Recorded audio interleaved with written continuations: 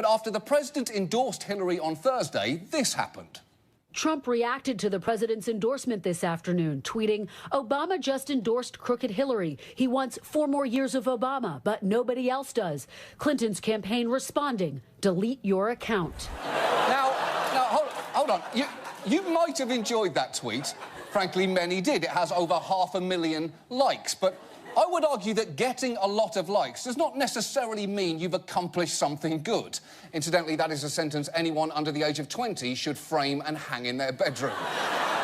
Because there is 2 problems with telling Donald Trump to delete his account. First, he's never going to do that.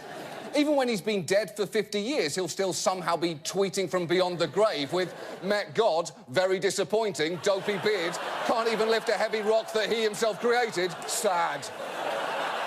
And second, you just moved this fight onto his turf, which is a huge mistake. Hillary was dominating news coverage this week, and even those who were speaking out against her were talking about substantive issues like women's history and gender equality. And because Trump is an ego goblin who feasts on verbal filth, that national conversation, much like a department store sold out of gloves in boys' sizes, was of no use to him. But as soon as she engaged with Trump on Twitter, the fight was back on his turf, and no one fights better there. Trump responded, and I'll read to you what he said on Twitter. "How long did it take your staff of 823 people to think that up? And where are your 33,000 emails that you deleted?" All right, so she really seemed to walk into that one. Yeah. She absolutely did. And that right there is the problem. Hillary, you are not going to beat Donald Trump at social media. His tweets are the Tom Cruises of tweets. Short and unhinged, but you kind of can't look away. And just like that, Hillary went from a pioneer and a trailblazer into a minor player in an online spat. Hillary demands Trump delete his account. That Twitter war, a preview of how ugly the fall fight could be. The words "delete your account" are fighting words. It's just smack talk. Yeah, I didn't even know what that means, but apparently our producer said that's what kids use to, like, say they don't like you. Well, actually, it's what kids used to say.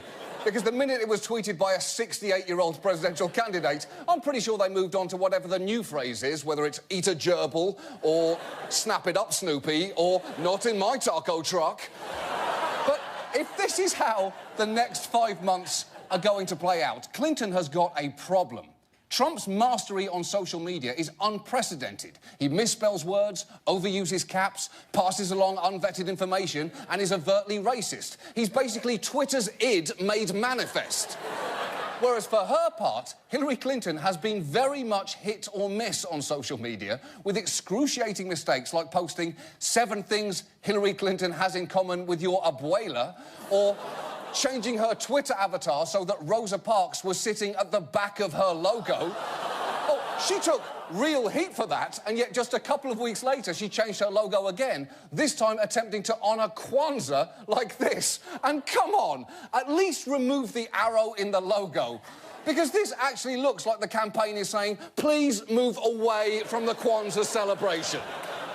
But for true toe-curling tone deafness, nothing could beat one particular attempt she made to engage young people online. Hillary Clinton's attempt to use emoji backfires.